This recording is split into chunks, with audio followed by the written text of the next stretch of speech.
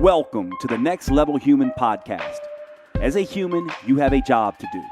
In fact, you have 4 jobs: to earn and manage money, to attain and maintain health and fitness, to build and sustain personal relationships, to find meaning and make a difference. None of these jobs are taught in school, and that is what this podcast is designed to do: to educate us all on living our most fulfilled lives through the mastery of these 4 jobs. I'm your host, Dr. Jade Teta, and I believe we are here living this life for 3 reasons, and 3 reasons only: to learn, to teach, and to love. In this podcast, I will be learning, teaching, and loving right along with you. I'm grateful to have your company. Here's to our next level.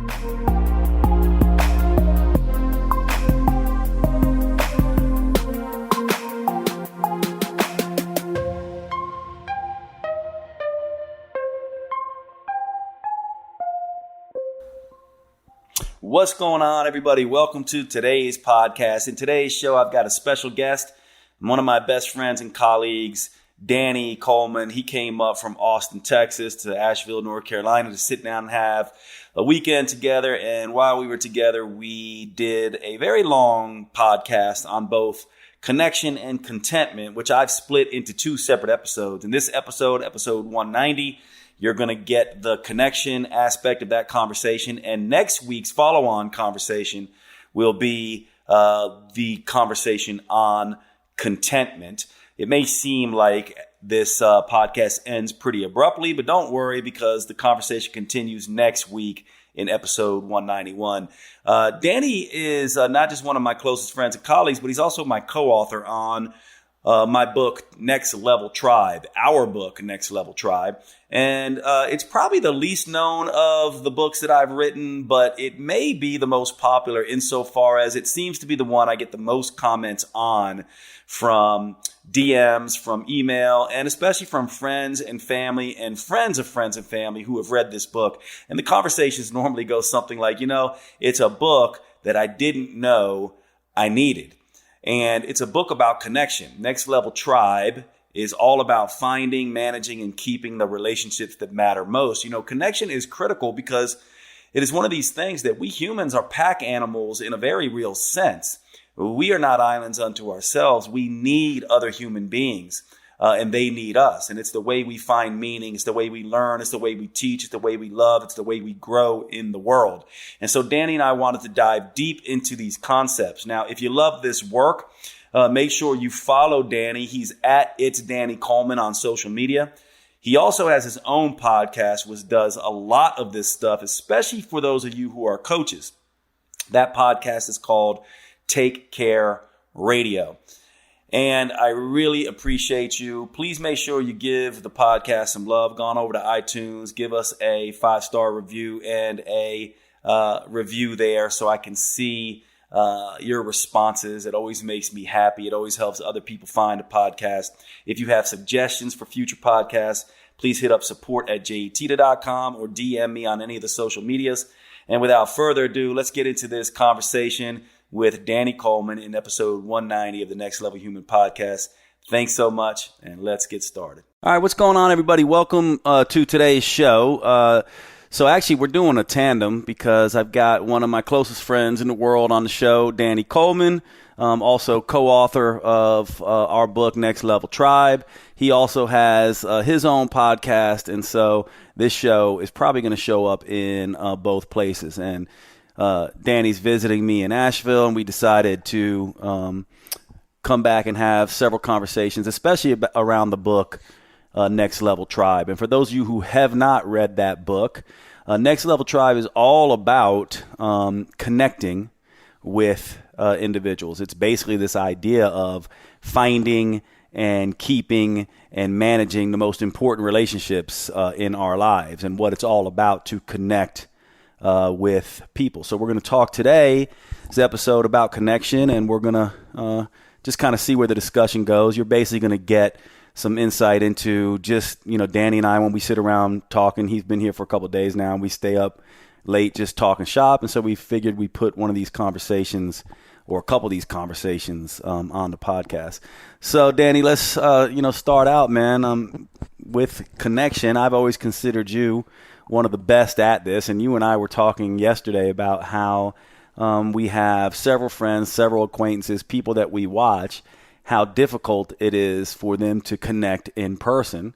And we also see a lot in social media how people are even struggling to connect there, and it has become, sort of this thing where you're just like, I can't believe that people are struggling so much in this area. So I want to just hear your thoughts and how you want to open up with it. And obviously, all of you listening, Next Level Tribe goes into a lot of this in detail, so you'll get a lot of that. If you want more on connection, definitely check out the book.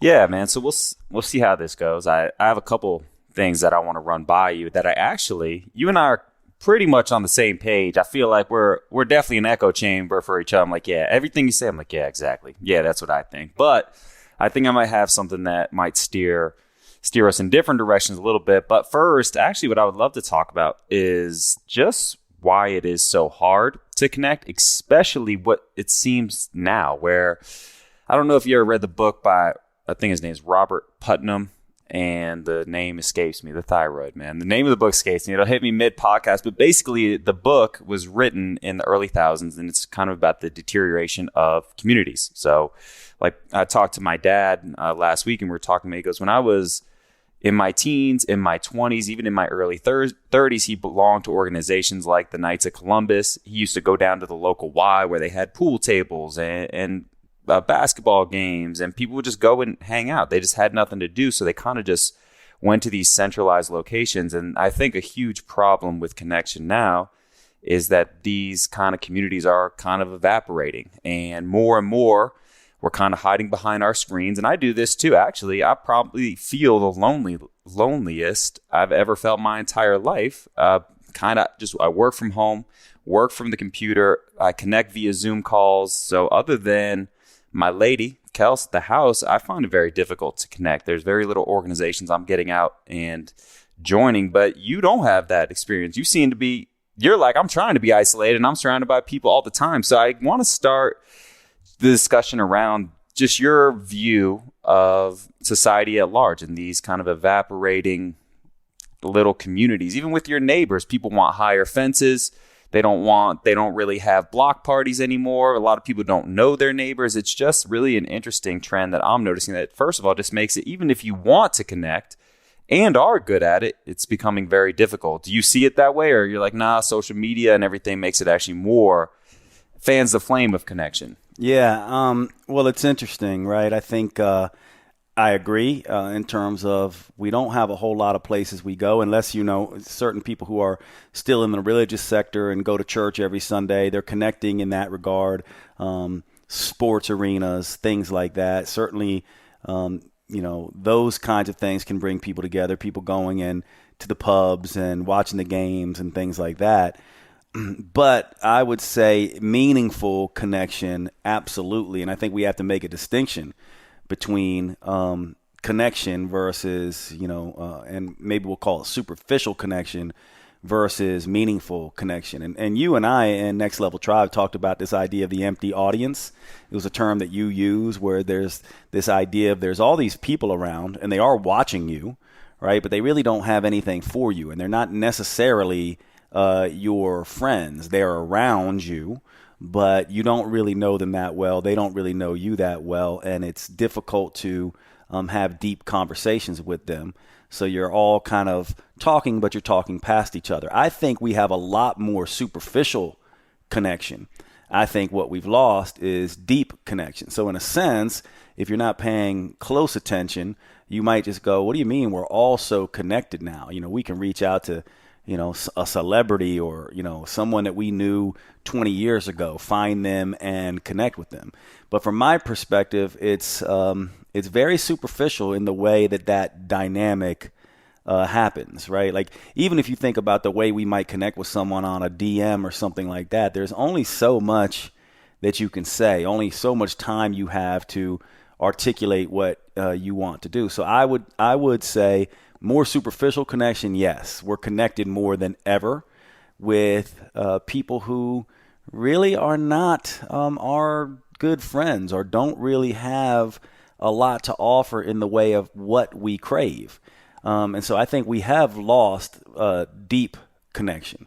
And I'll say one more thing about me in particular and you that's different. And you and I have a mutual friend, Mike Zara, who has been on the podcast. So those of you who listen to the podcast will know him. He's more extroverted.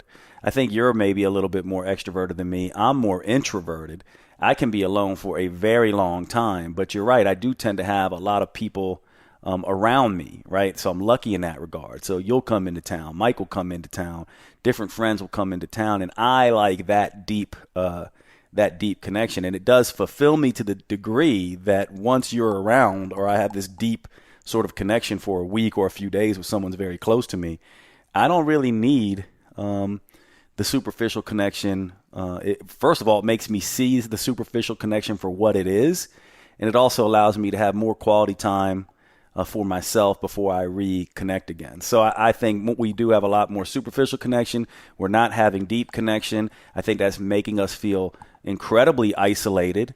And also, it's sort of like one other thing, and then I'll throw it back to you. But here's another thing that I think is important. I don't know if I told you this, but I listen to you. You read more hardcover books, I think, than I do. Like, I listen to most of my books now, and I found I've lost my skill. My spelling skills have gone down because I'm not seeing words on paper. My grammar is getting worse because I'm not seeing words on paper. And I actually think this same thing is happening with connection because people aren't actually seeing people in person. In the same way, if you're not reading an actual physical book, you lose some of the skills around words. I actually think people are losing the skill of deep connection because they're actually not seeing people. So I think that's part of it. And I'm wondering if you see it that way. Yeah, that's a great distinction. And actually, this is where I really dig this kind of stuff. And the reason we wrote the book, the deep connection, and you can kind of feel it when you're in the sense of deep connection with somebody. And I don't even know how to describe it, but you can definitely feel it. And the research shows all these actual physiological benefits when we're recharging. It's like being plugged into an outlet. Like, we need to be charged up too. And oftentimes, even for introverts, first of all, two things on you introverts out there. There are very few actual introverts, the research show. If you look at it, if it's on a sliding scale, say 1 to 10, most people are right in between that 4 to 6 or 3 to 7 range. There are very few actual introverts. Most of us need deep connection with people. And when we fill up our cups, when we get plugged in to deep connection, it impacts our immune system. It impacts our brains. It impacts our cardiovascular system, just our general mood, things like that. And there's just really interesting research and just network effects that I think I'm gonna butcher this study. It's called the Farmington Health Study. It was out of Farmington, Massachusetts. And basically what they found is that you can have your happiness level actually has an impact on just people who live within a 2 mile radius of you. How they figured that out, I'm not quite sure, but it's really fascinating to me that this is the power of deep connection. When you are full, the impact is kind of a ripple effect that you can have on other people. And then it's this feed forward cycle for your health, for your psychology, for your just general life well-being. And I think that was a really good place to start, is just let's make this key distinction between superficial connection and deep connection. And the research shows you don't need much deep connection. Even us extroverts, I would probably put myself on a scale of 7 to 10. It shows we really only need about 3 people in our lives that we really feel deeply connected to on an ongoing basis. That's not a lot. So that's actually a really encouraging starting point. I think a lot of people, especially people who lean introverted, they feel like they got to go out and be the life of the party. They feel like they need to have 1 million friends. And that can be really overwhelming for them. It's overwhelming for me to think that I need 100 friends or I need to know all these people. But really, when you think about it, we just need 3 people in our life that are refueling in this deep connection state. And that's kind of the discussion I want to have with you, Jade, is why is it that people keep coming by your place? Why is it that people even though you may not even want them, that we keep coming to you? And there is something about that. And that's what I really want to talk about, likability. There's this likability factor. And I think sometimes likability is looked at a little dark, like your self-worth goes into being liked. And I don't see it like that. I actually see likability sort of what we talk about with having the right amount of power, the right amount of warmth, the right amount of presence, and you become more likable to people and you have this impact that kind of charges them up. So do you even think about that? Like, because people do. We come to your house all the time because it is that sense of connection. It's refueling. Like, I'll leave here. I'll start writing my book again. I'll start doing more podcasts. My creative juices are flowing. So what is that? Have you identified that? You're just like, I don't know, man. I'm just me, and that's what tends to happen to me. Well, first of all, thanks for saying that. It's I don't know that I've identified it fully in myself, but I know that I've identified it in people who I like to model, like my mother or my father. I'm very lucky that I have two parents who are very connected. You actually are too. Your father and mother are very, very good socially. And what I've noticed that they do, that I hope I do, and maybe this is what I'm doing, is that when you're around my mother and father, you feel like you belong, even if you don't know them. And I want to just focus on this for a minute, because I think that people might go, how is that sort of possible?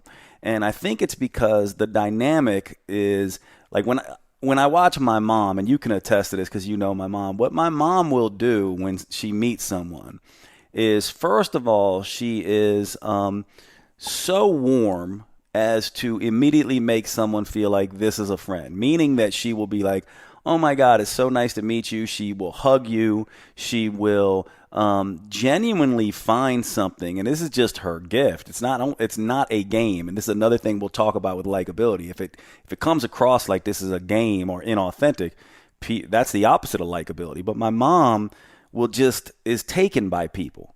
And she's taken by different things, like someone's style, someone's eyes, someone's energy, someone's hair, just like someone's cuteness, something. My mom is able to immediately pick out something about a person and compliment them in a way that is genuine and authentic and so warm that it disarms people. That's the first thing.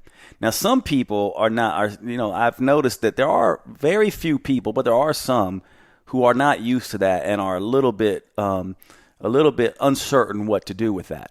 But then the next thing begins to happen. And what my mom will do is, I think what most people do, because we have a craving for acceptance and belonging, we have this craving for status and popularity, we'll start oftentimes playing these subtle games about, and we're not even, I don't even think, consciously aware of it, about how we hold ourselves or what we might say. And, you see this in its extreme form where people are over the top, braggadocious about themselves, or start talking about their accomplishments and things like that. My mom does a very important thing that I think makes her very likable. She's very self-deprecating.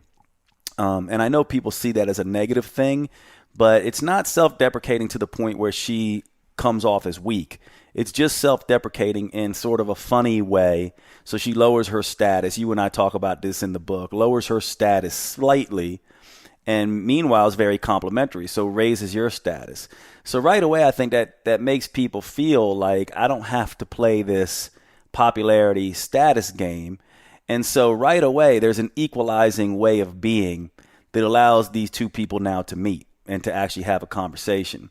And then the final thing I'll say, and you and I actually talked about this last night, is that I think that there's different, we're all used to this, like the golden rule and Hammurabi's code and the platinum rule, and I'll go through those really quickly. But I think also my mom uses another rule that we'll talk about right now, which is, if Hammurabi's code is this idea of an eye for an eye, right? It's like, or treat people like they treat you. If someone's an asshole to you, be an asshole back, right? If someone's good to you, then you can be good to them. So that's sort of like this base level way of being in my mind. Then we have the culture level way of being, which is the golden rule, which is treat people, how you want to be treated. But, a lot of people might not want to be treated like you. So then we have the platinum rule that says, no, treat people how they want to be treated. And I think my mom brings this to, my mom and my dad both bring it up another level. And I hope that I'm doing this. At least I try to do this. And they operate by what I've been calling the law of humanity, which essentially says they treat people as if those people are their best selves. as if those people are the next level versions of themselves. They see the best in people, and then they treat them as if they are that. Regardless of what someone may have done in the past, regardless of what they may heard of them, and regardless of what the energetics of that person is. See, my mom puts aside this idea if someone comes in and they're a little insecure and shy, that she doesn't let that stop her. Or they say something off the cuff or a little bit rude, she doesn't let that stop her. She just genuinely is warm regardless. And then so she treats them as if they are the better versions of themselves. And I think this is the beginning of likability, when you're around someone and you feel like you don't have to play this subtle, stressful game of, who is more popular, who's got better status, who's keeping up with the Joneses, and you can just show up and be yourself. And then also someone sees you as the person that you would want to be instead of sees you for the mistakes you've made and stuff like that. I think this is the first aspect of likability. Yeah, I want to double down on that, dude. So I'm on a huge I've been for years, like social skill tips and tricks, or like likability tips and tricks, things like that. Because I think, to me, it doesn't matter how good your body language is, or if you use you've heard the mirror neuron thing, right? Like you just kind of mirror somebody. Like it's the games that people play. I think that completely misses the mark, because to me, that's not the root of connection. The root is exactly what you were describing with your mom. It's got to be genuine. Like you have to have, when you go into a conversation, you're meeting with someone or you're engaging with them. My family always makes fun of me because I'll constantly I always get stuck in chit chat with strangers, but I like it. I genuinely, we were joking yesterday about, like, I love talking about the weather with people. They're like, I'm from Florida. I'm like, tell me about that weather situation. I'm genuinely interested in their environment, how they see the world, their story, things that they believe. I really, really like to hear that from people. And then all the things that these social skill tips and tricks that I'm supposed to be doing just kind of happen, because the foundation of me actually being interested means my eyes are already looking in the right place. My body language is already correct, because it's kind of a domino effect. So I actually think that's absolutely where I think all connection starts. It actually just starts with self-awareness and kind of leaning into that. And I think it's really hard for people to be engaging and charismatic if they're apathetic about other individuals. If they don't care what people think, if they don't care how people see the world, if they just don't care about other people in general, it's going to be really hard for you to connect with other people, period. No matter what you do, no matter how many clubs you join, no matter how many social skills books you read, no matter how deeply you look into somebody's eyes, it does not matter if you can't come from a genuine place of, I really just kind of like this person. I'm interested in them, a sense of curiosity. The thing about your mom, she's not just acting non-judgmental, she's actually non-judgmental. And then all the things kind of show that. She's actually interested in you. She's actually listening to you. When she hugs you, you feel like you're hugging someone that you've known your entire life. And so I think the first step of this likability framework, which I think this is where I thought we'd go different. I thought you'd say likability is not that big of a deal. And I've been finding more and more research to kind of show me that actually likability is huge. It helps you get more jobs. It helps you be more connected and have more friends. It just helps you get all the benefits of connection, right? The immune system, psychological, cardiovascular stuff that's there. So I think the foundational piece of all this is finding some sort of genuine thing that you like, and that's how you can start connection. That's why CrossFit's a huge success. Everybody comes to the building. It's in person, so you're all surrounded. You're in a small community, but everybody there likes fitness to a degree of some sort. They're interested in getting healthier. They're interested in the same thing. So it's easy to be genuine. And then you see that community just sort of shape itself. So I definitely think the foundational element is you got to find some way to like people, or like something about people, or like certain people genuinely, because this is not something you can fake it till you make it. Yeah. And actually, this brings up a really important point, because I think that unfortunately, and everyone listening to this, we can all just kind of check in with ourselves. No judgment here. But I think more times than not, and even when I think about myself and the way I interact with the world, when I'm at my worst, I'm expecting the world to do something for me, right? I'm expecting the environment to change for me. And then I'm complaining about the environment if it doesn't change for me. And certainly when it comes to people, I have this thing that I talk about a lot where people will say that person's toxic or that's a toxic human. And I really don't like that. Now, of course, at my worst, I do the same thing, right? So that's why I'm saying it's not a judgment on myself or a judgment on all of you.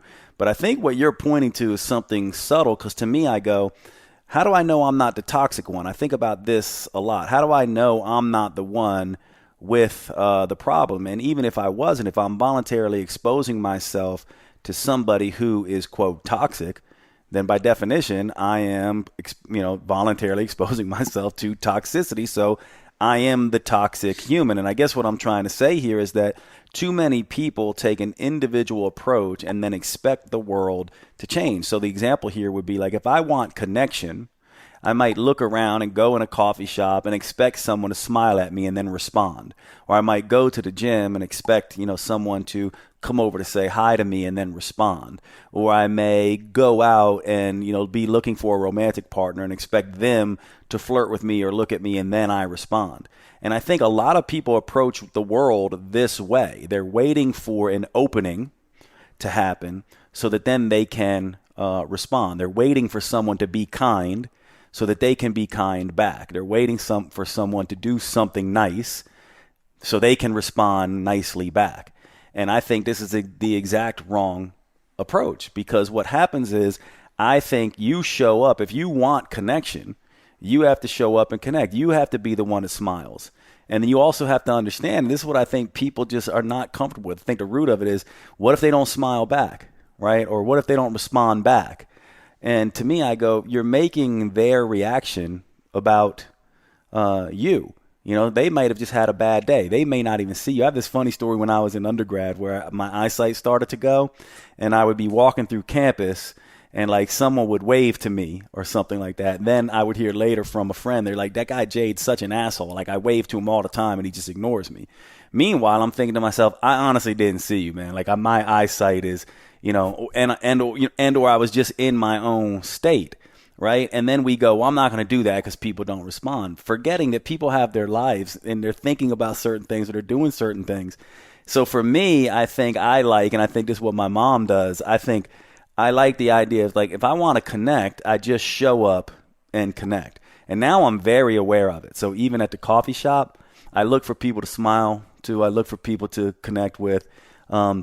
It's one of the things I love about dogs. I have a little puppy now. You and I were talking about what's it like with, having a dog, because you and Kelsey have a dog as well. I love dogs because they bring people together.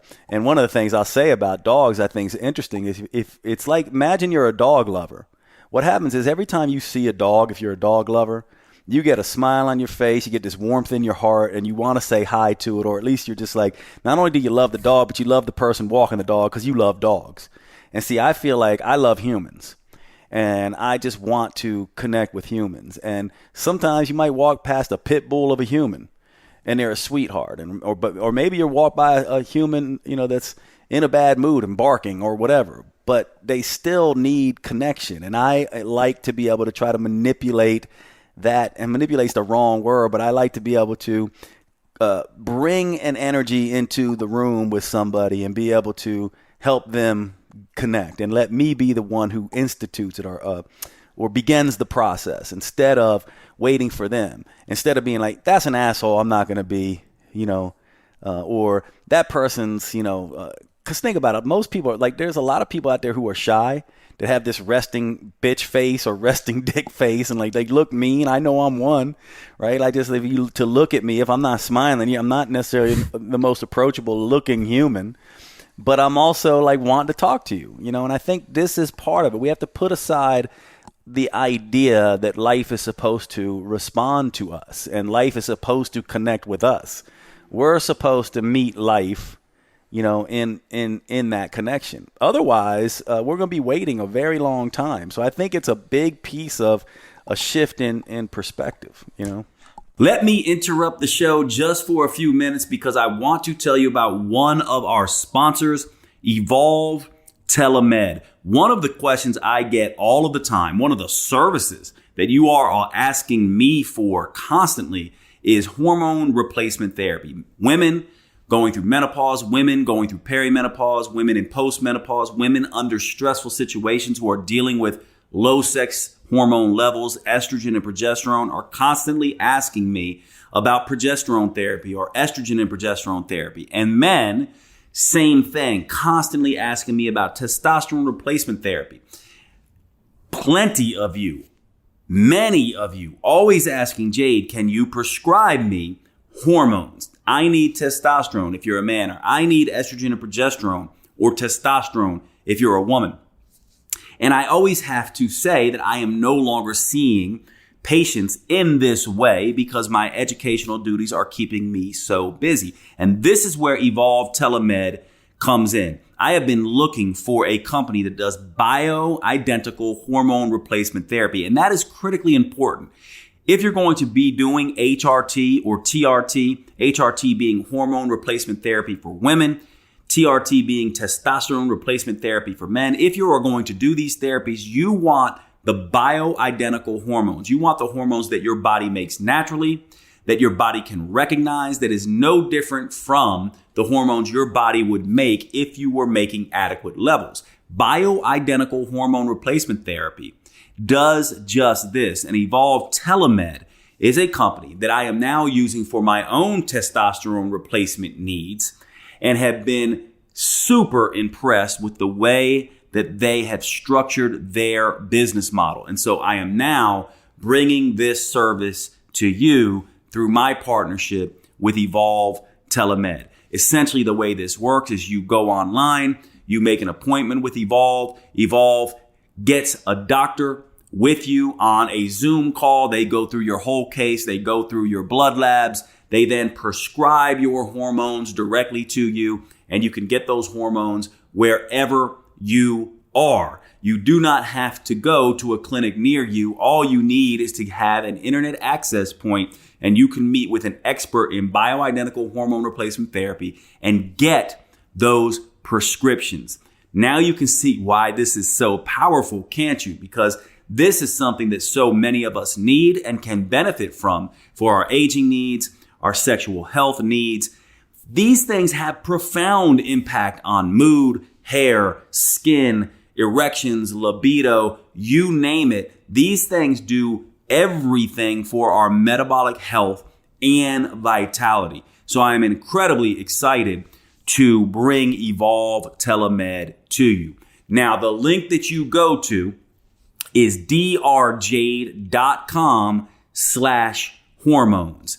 drjade.com/hormones. This will bring you to the Evolve Telemed portal. If you use the code NEXTLEVEL, you will get a discount on checkout for your first patient visit.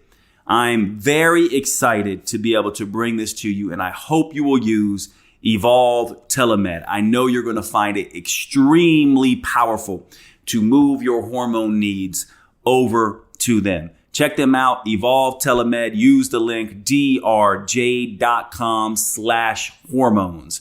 drjade.com/hormones for Evolve Telemed. And let's get back to the show.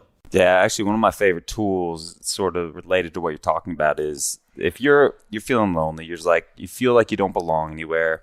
One of my favorite tools that just makes it tangible really fast is it's from Sean Acor. I mean, everybody kind of knows this now, but I want to see what you think about this.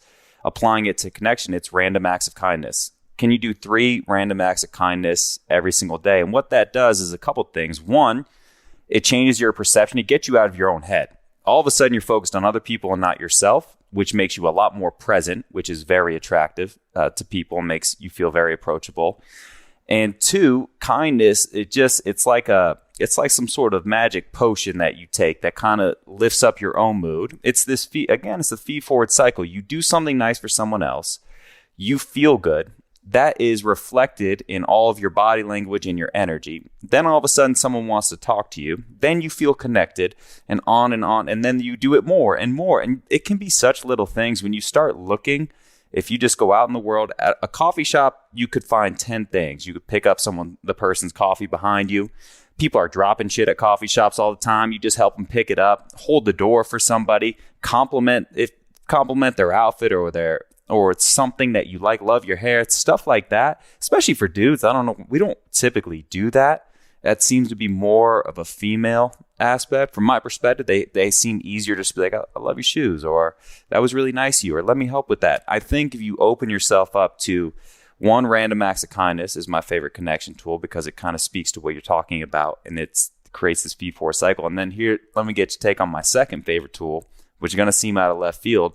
I actually think competence is a huge tool for connection. And let me explain why. Competence, just getting really, really good at something, at anything. And it's sort of the same logic behind random acts of kindness. One, it gets you out of your own head. I think that's the biggest deficit we have is especially when we're inside, we're behind the screen so often. If you can focus on something outside yourself, your energy is going to shift. You're going to be a lot more approachable. Second thing, it gets you into something, an activity that other people might share. Like you do with business, like you do with podcasting. You meet people all the time through the work that you do. And as you get good, more people hear about you and you connect with even more people. So I actually think competence is a really cool way to just get yourself out of your own head, get yourself out into the world, focus on something outside of yourself. And then also what happens when you get really, really competent, really, really good at something, you feel really confident, which is the sexiest thing to other humans in the entire world. So when you get good at something, you just have this confident, I call it, it's not a great tool, not a great phrase, but confident leakage into another area. So when you're really good at something in your life, you carry that confidence into other areas of your life. So I'm trying to get more creative. I talked about some of this in the book, but I'm trying to get more creative with the tools that aren't stuff like that just make people feel so uncomfortable that they're just not going to do it. Like if you make people do crazy challenges, wear crazy outfits, say ridiculous things to get attention. Not everybody loves posting on social media. Like find something that in your world, whatever you do, random acts of kindness, you can always find something if you're looking for it, and competence just to get you out of your own head, good at something, and then it kind of multiplies from there. Mm-hmm. Does that resonate with you? Or you're like, nah, dude, that has nothing to do with connection? No, I think it resonates. I actually think it resonates a lot. And yeah, I don't know that I can. I really like that idea. Because it speaks to the learn, teach, love type of framework, right? It's like you learn something, you become competent with it, then you want to begin to teach. And that's, to me, that's one of the beginnings. You know, the idea of learn, teach, love, to me, learning is a connection tool, right? If you learn from someone and someone teaches you, you immediately have a bond there. And there's always people to learn from. And then as you develop competence and you begin teaching, there's always someone to teach. These are, part of how we connect. And of course, the love part is always, I don't even know. I don't want to change the word love. I just think love has so many connotations wrapped up in like parental connections and romantic connections and stuff. But when I use the term love of fellow man, I really mean creating for our fellow humans. Like it's really in my way of looking at love, the best way to love the world is to create something of value that other people can use in the world.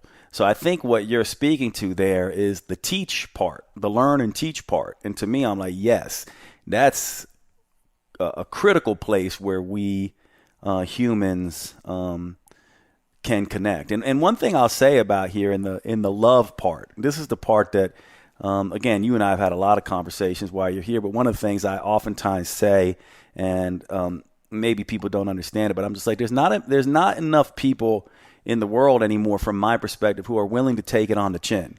Like, and what I mean by that is my mom is willing to take it on the chin. Like, in other words, if someone's rude to her, she's willing to put that aside and give them the benefit of the doubt, which is a form of taking it on the chin, right? Another form of taking it on the chin is where I'm going to pick up other people's, sort of trash. And what I mean by that is like, here's the way I look at it. I see two examples in my life. I've had this nice coffee shop down the way. Sometimes I go in there and baristas are funny because when they're busy sometimes they can be incredibly kind, but other times they could be pretty, pretty much, like they're easily influenced, I think, by, people who are hurried, or if they get the drinks wrong, and people can be rude. And so what I like to do is go into these environments and essentially go, I'm going to take one on the chin. That barista's rude. She's, she or he is, being short or whatever, and I'm just going to give a compliment or do something kind or leave an extra big tip, right? I love doing that kind of stuff because it essentially is a connection. It's a connection piece for me, and I want to see if you think it is too, because I just go, that makes me feel more connected to the world. Now, whether or not they even notice it, I'm convinced it's the same way if you smile to a stranger on the street.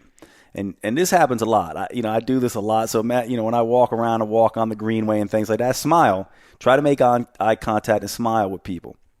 And what you'll find is, maybe half the people will smile back. And there's a significant percentage that won't. And they just kind of walk, sort of right by you. And I always just go, I know they felt that. And I know they're going to be more likely to smile at somebody else. And I think that is taking it on the chin. It's basically showing up in the environment and going, I'm going to set an intention to make the world that I touch today a better place to be through making people feel connected. And then I will feel connected instead of being like, I really want people to make me feel connected so that I feel connected. I actually go, no, it's the other way around. You go out and start making people feel like they're not in the world alone in very simple ways. And there's always something to find about somebody's appearance. There's always a way to smile. There's just eye contact. There's always things. There's millions. They're infinite. They're literally infinite once you start looking to connect with people and make comments and just spread goodwill. And to me, that's taking it on the chin without the need for them to smile back. They don't need to reciprocate. They don't need to do anything else. One of my favorite things to do is when I'm getting bad service at a restaurant, and the people are just, everything's crazy, and I'll just leave a huge tip. Now, luckily, I can do this now. Not everyone can. I've been lucky with money over the last few years, so I can leave like a really big tip, a tip that would snap them out of where they're at. And it goes, to me, I go, that is what we should be doing. But we don't have to leave money. Like, honestly, money is just what I do sometimes, but it's even better to just give people, some love, a thank you for doing what you're doing in the world. Yeah, I love the phrase taking it on the chin, because it implies that it's unconditional. You're not looking for anything in return. And I think that's a key component. And I will say it's hard. It can be hard. I think that story right there might have really just horrified some people. Some terrible service and you left a big tip? No way, Jade. So I think I definitely agree with that it starts with sort of an unconditional mindset on your end. What are some of your other favorite tools? I think a hard part for a lot of people is just meeting people. I think we just go through our routines, and especially work from home. I think for a lot, basically from the 50s through the 90s, most people formed their romantic relationships, their friendships through work, which makes sense. You're there 8 to 10 to 12 hours a day with the same people. It's sort of this forced relationship, like high school is a forced relationship. You're in the same classroom with people. Eventually, you're going to break through with someone. So as work becomes more remote, as people get more into their routines, as they're waiting in line at the coffee shop and just staring at their phones. I say it's me too. I do this as well. What are some of your other tools just to meet people, man? Give me a chance to make some friends. Give me a chance to form a romantic relationship. I'm sick of these apps like that you swipe. I'm sick of these like gimme tactics, like take an art class or a cooking class. Like that stuff doesn't seem to work. So what does work in your opinion? Yeah, well, to me, the best way, let's just do it with conversation. Then you'll see, to me, the people who connect the easiest in conversation are looking for points of conversion, right? Where it's just like, oh, you went to Paris? I love France. I love Nice. You know what I mean? Then all of a sudden you find this point where you're now talking about this thing that's a commonality, and you begin connecting over that thing. It even starts before that, right? So I mentioned dogs, right? If you had a dog, this is why I love dogs, because people who like dogs, now if you don't like dogs, there's other ways to do this. But if I see someone with a dog now, because I have a dog, I will be like, oh my God, how old's your dog? I have a little Pomsky. What breed is that? And you start connecting with people, and even if it's just that brief conversation, it's sort of a connection point. And if you're at the coffee shop, right, it's easy to kind of be like, that looks so good. What is that? Like I usually get this drink. What is that? Like, what do you normally get? And even with the barista, like, what's the most popular drink? Like, what's the drink you like, to make? And you're basically, wherever you are, you're just trying to find things that you're genuinely interested in. So this is why you don't fake it. There's just going to be things you're genuinely interested in. Like if you're a lover of coffee, then you talk about coffee with people. They're all in the same place. They all love coffee. They're all at the coffee shop. They all love their different drinks. They all love, coffee. And there's opportunities and openings to connect with people. Same thing with people, outside walking on the greenway. It's just like, it's a beautiful day, you just find ways to connect. And then once you begin talking to people, this is the part that really blows my mind. I know it blows your mind too, because we have several friends amongst our group that really sometimes get this very wrong, where they'll get in a conversation and they will, someone will say something and they will almost take the opposite contrarian point of view. And what you and I tend to do is we tend to go, oh, that's interesting. And if we don't agree with it, we're not really going to comment on it. We're going to look for another angle of agreement. And I think that that's ultimately what it is. I think too often what people want to do is they want to get into disagreements right off the bat with people they've just met, especially on social media. When to me, a disagreement is best among someone who is trusted, because then it turns into not a disagreement, but just a debate, and then you learn from it. And so from my perspective, you want to learn from people first. And here's how it would work on social media, by the way, when you're at your best. When someone's being combative or contrarian, you simply just ask questions, right? You just begin to ask questions. This is an easy way to begin to connect without being combative. Oh, that's interesting. You feel that way. And they start telling their story a little bit, What you'll find is, just like when you're watching, a show, I think you and I were discussing this last night too, these shows where it's a show about a murderer or something. But the more you get into that character, you can find something, even with this evil person, you can relate to them in some way. I think that ultimately that's what we need to be doing. We need to realize the openings of how to relate from a genuine sense of what we're interested in. And then we need to look at the angles of how to, we continue to ask questions until we find that point that we are genuinely interested in and that we want to hear about. You and I definitely do this. We love people's stories. Unlike you, I hate when someone tells me about the weather, or I hate when someone tells me about a show they saw, or what was the other one we were talking about today? I can't stand when someone tells me about their dream, or, check out this video, or I work with this dude, Bob, who I don't know Bob. I'm more interested in their suffering. And I actually think this is the most powerful way to connect. There's one thing we know that all of us humans deal with, and that is pain, hardships, suffering. And to me, those are the stories I'm interested in. And by the way, those are the stories most people want to tell. What people want most is belonging and acceptance, to matter and to make a difference. And within their stories, those stories teach. Stories teach. And so I want to hear people's stories of pain and stories of triumph and stories of resilience, stories of hardship, and how they're coping.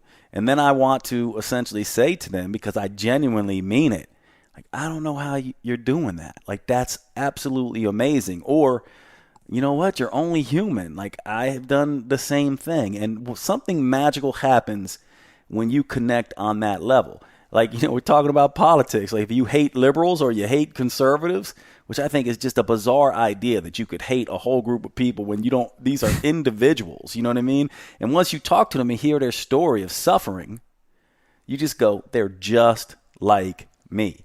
And that's how you got to come from that place of, we are all team human. We are all one family. If you can't get there, then you're never going to connect. Yeah, I always say that commonalities connect us. which is exactly what you're saying. Start with something that you both share. You can find something with anybody. I mean, just to your point, just on the basis of being a human being, that we all share suffering, we all have a past, we all have struggles. Just on the basis of being a human being, there is something. And I always say that it is your job, and I got this from somewhere, I'm sure, it's your job to find something in the other person, not their job to show you, by asking questions, by looking into them. And there's a really, I think, as you were talking, something kind of hit me about, it's easy for us to say, because I think we are kind of like this, to just be like, compliment somebody or reach out or just try to find some connection. And I think a lot of people might say, and I'm just making an assumption, that like, I don't know, man, people don't want to be bothered. I don't think, like, they got their stuff. Like, I don't want to bother. I don't want to impose. Like, I don't want to distract them. Like, they're on a mission. And what's interesting, this is a study I came across recently that I absolutely loved. They took a bunch of people who identified as introverts and they put them on a bus in Chicago, and they said, all right, you have to start small talk with somebody and compliment their shoes. They went through all the stuff we're talking about. Say something nice, do something, ask them a question, where are you from, anything. You have to engage, though. And before the study, all these introverts go, I'm going to hate this. This is going to suck. This is going to be miserable. I'm glad they're paying me. After the study, every single participant improved mood, felt better, increased confidence, had a lot more fun on the bus. So it's interesting that even introverts actually do well with these little tricks that we're talking about, because we're all human. And this feels good to all of us. It's a foundational piece of just who we are as human beings. We need to connect, even if you identify as an introvert. And I think it's just important to mention that actually most people want you to ask about them. Even people who look busy or look distracted or look focused, they want to be seen. They would love to. They love to talk. In my experience, I haven't met someone who doesn't love to talk. Even quiet people, you get them going on the right topic and they won't shut up. And they love to talk. They love to talk about themselves. It's an incredibly human thing. So I guess I would just, to round that thought out, is don't assume that people are just, they're a nasty person. They're in a nasty mood. They don't want to hear from me, because actually most people, most of the time, do. They do want to be asked a question. They do want to be seen. They do want to interact. They would love, just like you, they would love to not feel lonely, even for just a minute on a bus in Chicago. So I think that's really important to get across, is that actually most people like this stuff. Yeah, you know what that makes me think of, and this is just something I'm just curious what you all listeners think of this, and I'm curious what you think of this, Danny. But like, from my perspective, there's this interesting aspect of humans where we, like, if we see somebody who's angry or something like that, right, and being angry, we go, our first thing is they're an asshole, or they're being, and what we don't understand is, I think, and this is incredibly hard to do, by the way, but I want to hear what you all think about this. For me, I go, why are they acting this way? What are they actually angry about? If someone's that angry, especially on social media, or especially with people they don't know that well, it's obviously not about that. Like, sometimes I put a post up personally, and someone reacts who obviously I don't know, and they react so angrily. And I'm like, obviously, whatever they're angry at or hurting over, it's not this post. This post just elicited this story, and it's very hard to do.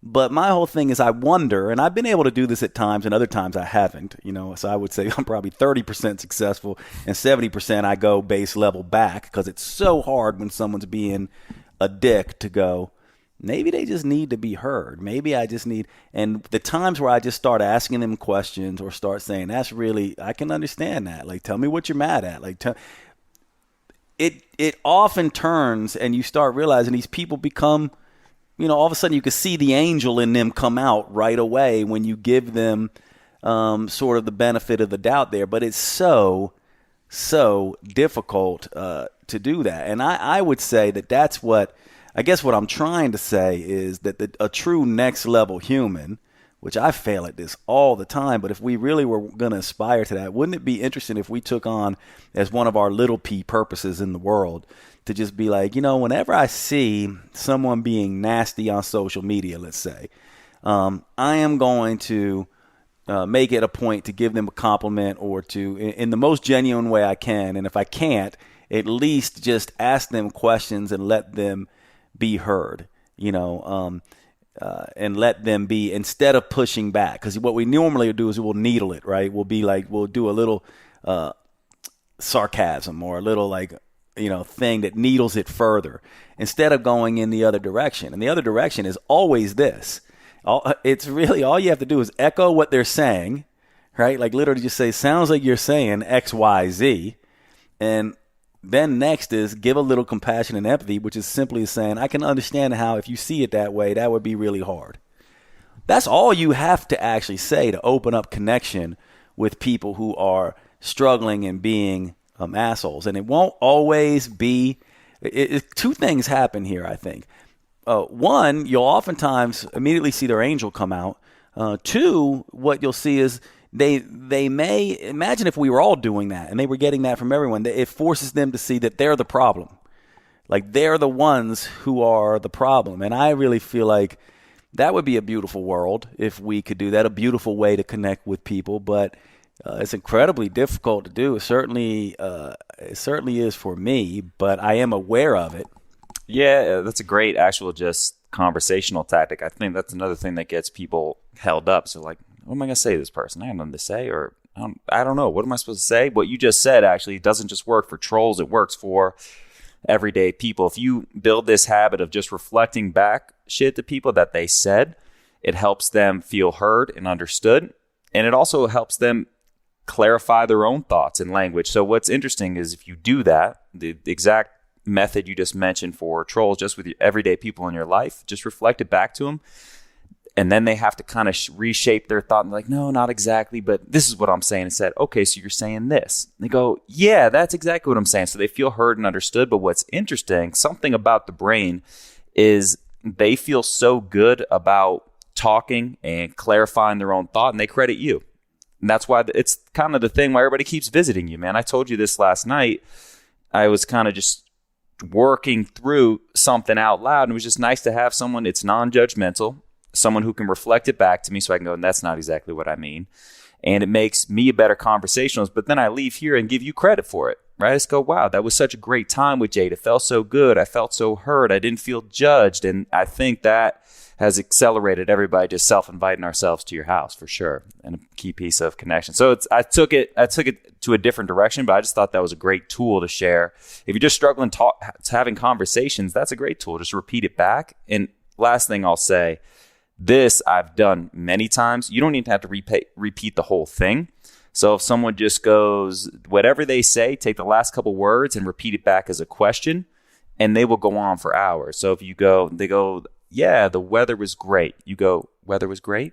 They go, yeah, it was just a sunny day, and it was my favorite day. I got out and went on a walk. You went on a walk? Yeah, I walked this new path by my house. It's great. I just love it so much. You love it? Yeah, I just think exercise is good for me, and on and on and on. I've done this, and it's so funny. What tactic is this? Is that what was his name? He's on Masterclass. He does a course on Masterclass as well, but he wrote a book called God, I forget, but he's great. And I just remember, I heard that from him. I don't know where you got it from, but I have done that, and it's really just asking the question back in an inflection, just making a statement and putting that question inflection into your voice, and people go on and on and on and on and on and talk.